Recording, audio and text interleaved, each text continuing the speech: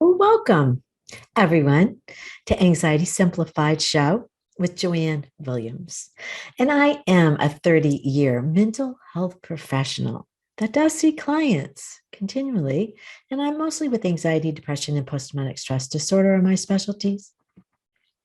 My show is to give you some guidance, build some skills to use to make your life just a little easier using these skills that my clients have used with success. So today's show is how to groom a psychopath. So I'll talk about what is a psychopath or a narcissist and how we can protect ourselves from them. And I'm going to answer these and other ways to protect yourself from them. Okay. So the question, how do you create a psychopath? Easy answer, never say no to them. Never set any boundaries on them and never follow through with consequences. Okay? Because this truly is a cautionary tale for parents and really in society.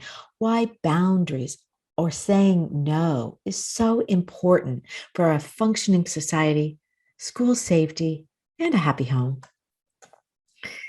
As that mental health professional, I have dealt with all kinds of people and family dynamics through that 30 years. And I would usually see this kind of a family dynamic in my office complaining about an out of control teen or child. They come when things are so out of control that there's really no way of helping them because the child is in charge. And the parents and siblings are just like feeling like they're held hostage to their teen's behavior. So this family is headed for a very miserable household. If the child or young adult is in control of what they want over the needs of the whole family, and without any of the family members having the skills or having built any systems into the household to hold them accountable. Because these systems really should include reinforcement, the attaboys for good behavior, attagirls with encouragement, really saying, what a good job you've done with this, catching them doing something right more times than catching them and having to give consequences, not punishment, but saying no, setting good boundaries, appropriate boundaries, especially as a young child, so that everyone can be happy instead of no one can be happy with this kind of behavior. And instead, you're going to get anger, violence can take over, and it can be dangerous because these young adults can be very dangerous or revengeful and having nothing to lose. And this is when, unfortunately, the police or someone in more authority has to be brought in because that's all they will listen to. And I believe these are children with the highest depression rates. They feel unloved, they feel angry, and I have a high propensity for violence against others, especially if weapons are available in the home. And unfortunately, the parents are blaming the kid, usually, instead of taking the responsibility for what was needed to happen to prevent this years ago, usually starting at about age 2. And this is how generations can perpetuate antisocial behavior because no one learned appropriate social skills. And this is preventable. Boundaries. We talk about boundaries a lot, but really that is about no, saying no. And they're really meant to be used, to be learned at different developmental stages of behavior that started at age 2, and then again when they're teens. But around 2, children start to understand they're separate from their parents. They test boundaries. That's what they're supposed to do. They learn the system in the house or what they can get away with and what they cannot. So it's not that they're bad children. They're learning. They're learning boundaries. They're learning a no. And the terrible twos, as they're called, are part of this developmental stage to understand right and wrong, sharing, with others, self-value and worth. It is really meant to come from parents or caregivers or from the outside first, really to be learned to develop the values, inside feelings of a child, their self-worth, self-esteem. And hearing no is part of that learning of the values of the family, what is important, the basic rules of living in this household. But consistency, repetition, kindness, teaching with clear understanding of the rules, of what happens when you break those rules with consequences that are followed through with every single time. They learn that every time they do a certain behavior, they either get an attaboy, good job, or with consistent consequences followed with a verbal command. And if that is not adhered to, then a stronger redirect or choice is given until that child understands what is expected of them. They may need a few rounds of this to understand. And depending on their personality and understanding or brain development, they may need it more than another child. They're all different. Then they build confidence and certainty in their environment and understand the rules. And it is really of no use to work against it. Have you heard the baby elephant story? It's kind of sad. But the story goes, it's told that the circus and how they're trained, the circus animals, not to run off. As a baby, they're chained to a post, and the baby elephant will struggle and struggle against that chain until they finally give up and conclude there's nothing they can do to get loose. And then all they need is a small twig in the ground that they're chained to, because their brain believes there's nothing they can do to get loose, no matter what they do. And I'm not talking about chaining children here, of course, but the moral is once the child gets this system, they understand you will follow through every single time with a boundary. There's no use to struggle against the system anymore because they understand, they believe it, it's useless and a waste of their energy, and they will comply. So the early use to learn boundaries, the less struggle you're going to have later, I promise you. One technique is really to redirect the child's focus away from that unhealthy or harmful thing that you have to keep saying no to. Just take them sometimes literally and move them towards something else so that you don't have to keep saying no. But show them what to do, not just what not to do.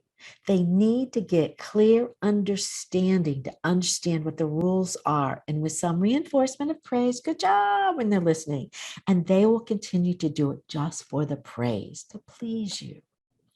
The average response, though, unfortunately, in my office that I hear, I say no and I say no, and then I whack them on the bottom. But the child just gets confused and throws a tantrum, doesn't even know what to do. So this is not clear messaging. They're getting confused. Then they get angry, continual, hit back. Without the parent understanding how to give clear messages, what do you want the child to do? Give them a clear direction, exactly what is wanted. Then they're going to follow it. And then you're going to follow up with, good boy, that's what I was asking for. Good job. Here, now you get that extra cookie or the reinforcement of a game to play. We can have some fun now. We can't have fun until you're listening. Then they get the clear rules. But humans are not that different from animals. We need praise. We'll move towards pleasure and away from pain or shame. So give treats or prizes from the prize box, or like my daughter used sticks that would equally number. That then when they get a certain number of those sticks, in the beginning she used literally popsicle sticks, bigger ones, but popsicles, they get some to choose out of the prize box when they get 5. So you're going to immediately give them a stick. You've got them right in your pocket. You've got to do it within seconds. This is classic reinforcement and proven to work. We just need to figure out what motivates your child and what consequences they dislike enough to move away from. It can be tricky to figure out in the beginning, but you can use this over and over again once you've figured it out.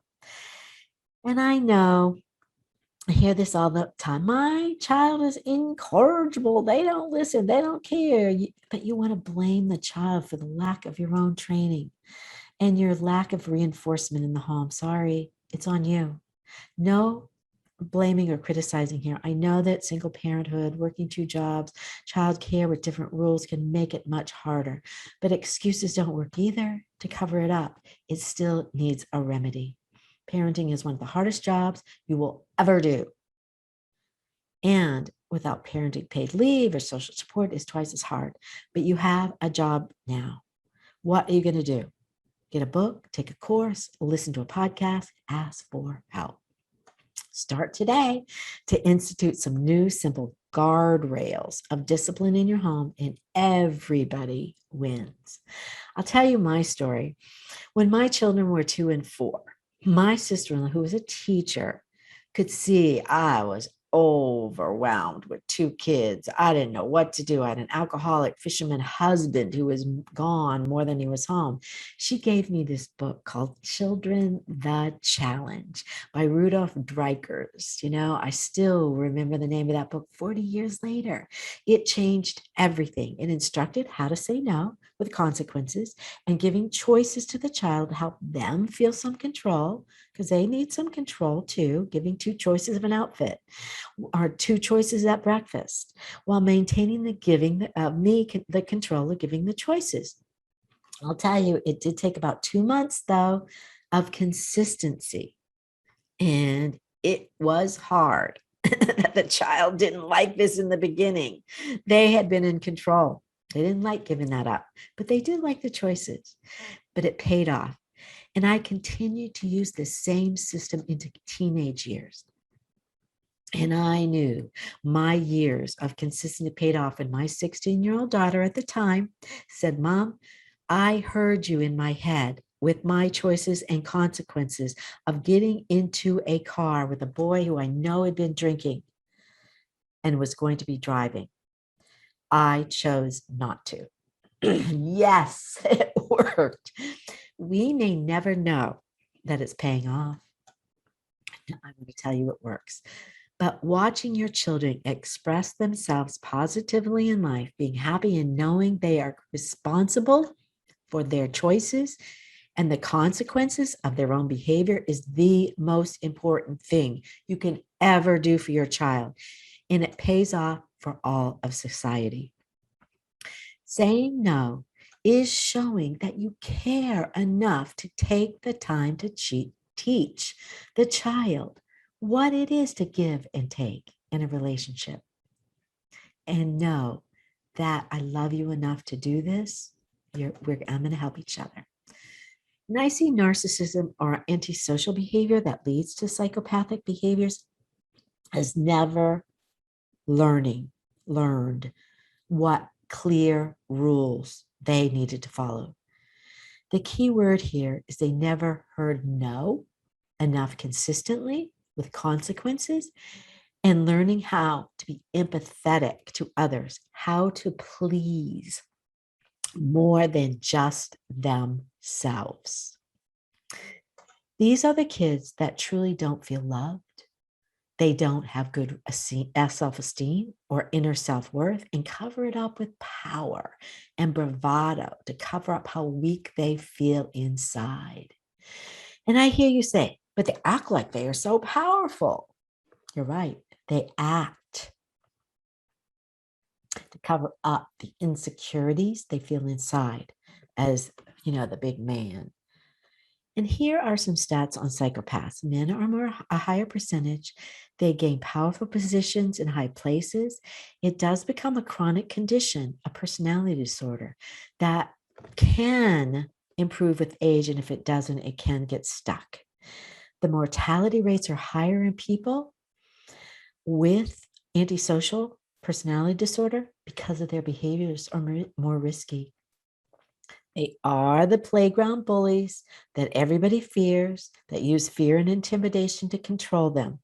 If we can catch it young, we can change these behaviors. But what happens when you stand up to a bully? They usually run or freeze. And since they don't really have many skills to use. It's kind of a one-act play.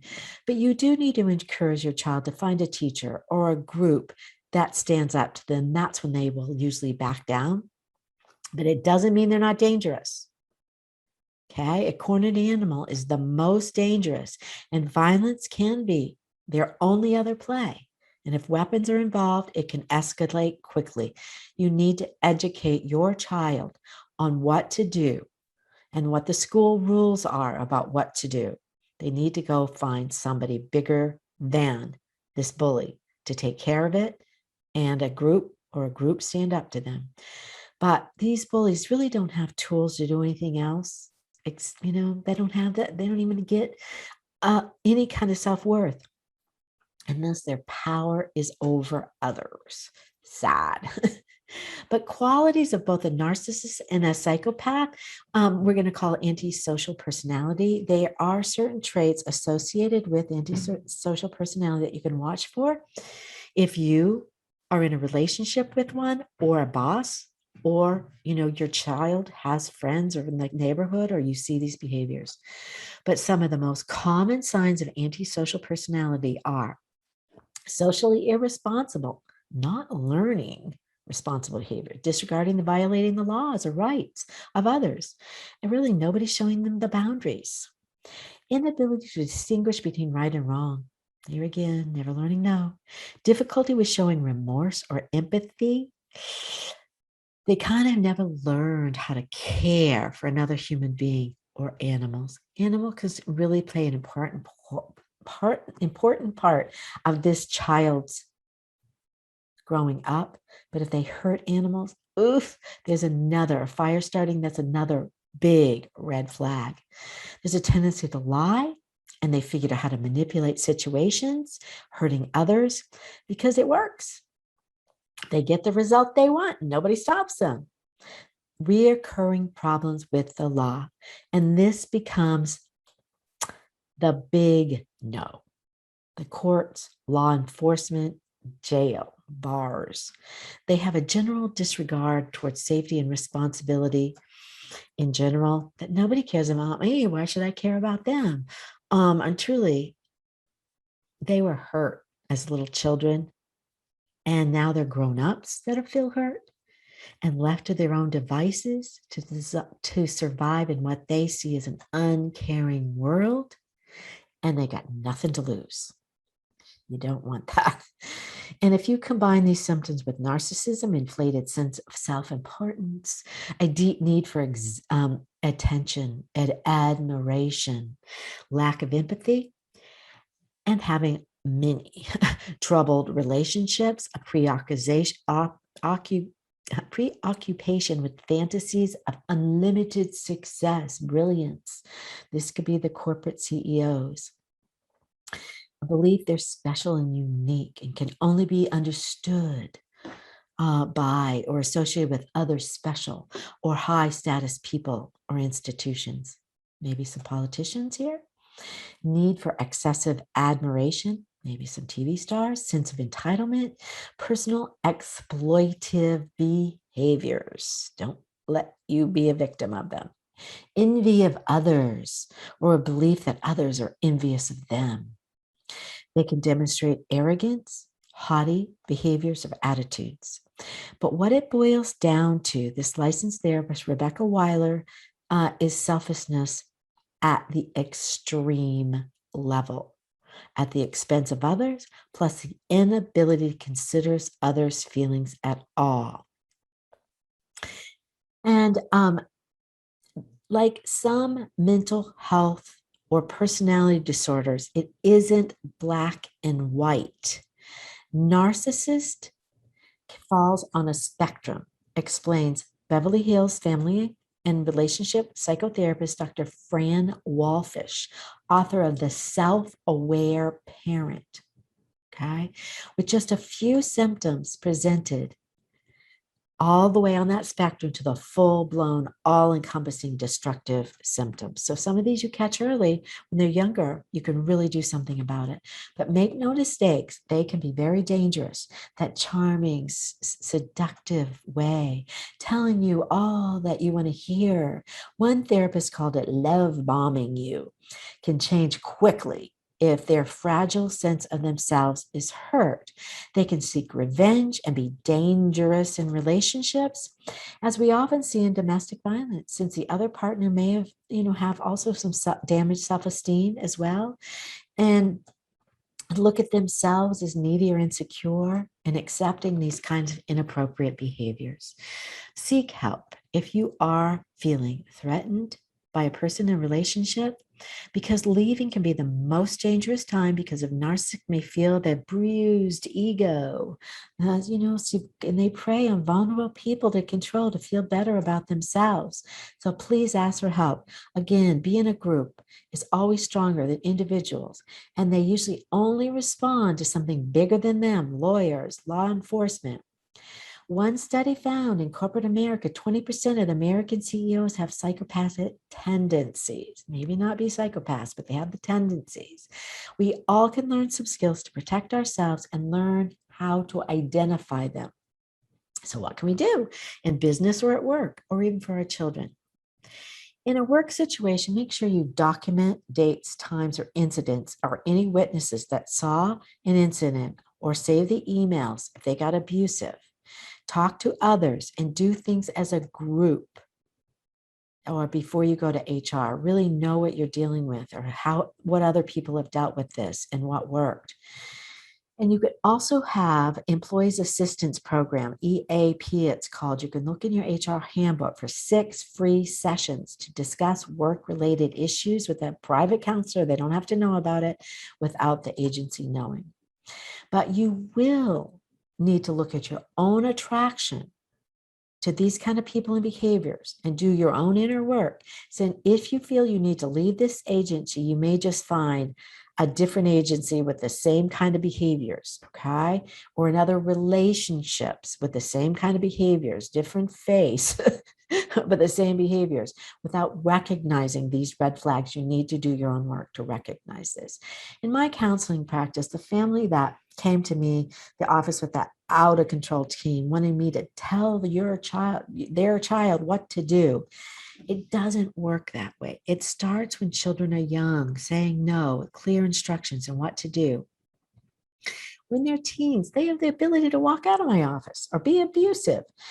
And some other bigger structures than them need to be put in place, really to hold them accountable if the family's unable to, like locked facilities, boot camp style camp or group home. Yes, it is that extreme. And I've witnessed that creation of narcissism, antisocial personalities, is that they're either given too much, indulged, or too little, and they're neglected. Either way can produce this behavior. So we need to learn how to set good boundaries with anyone, whether in workplace, with friends, relationships, or in the home, and keep them firm, and don't accept less in your life. And seek out professionals early. Do not wait. If your school or your neighbors tell your kid's a bully, and I say this is a cautionary tale to parents, because if you're seeing these behaviors, believe them over your child's words. Believe behaviors over words. Saying no is a really important boundary. No one is supposed to be abusive. They need to understand right and wrong. No is a very powerful word that needs to be used in an appropriate way to say no. It's not okay to do this. Okay, you can do that, but not this. You stand up for yourself to show the boundary so they understand how to work within social norms and to the betterment of the whole and of the family, not just the individual person. Practice using no with love and with intention of showing love. Say it with emotion and meaning it and praise for what they do right. Don't wait till they do something wrong. Reach out if you do see these behaviors early and learn these consistent ways to build a system in your home to show you care. And this is by no means a replacement for therapy or any kind of medical attention. If you need it, always reach out, take care of yourself. Or if you are feeling like you or you see a child wanting to hurt themselves, there's always somebody standing by at 1-800-273-8255. And you can always call 911 if you need to.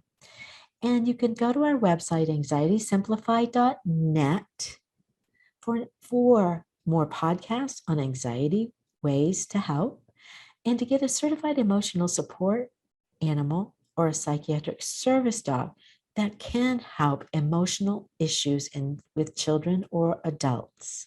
Okay, so thank you for watching, and I look forward to seeing you another day. Bye for now.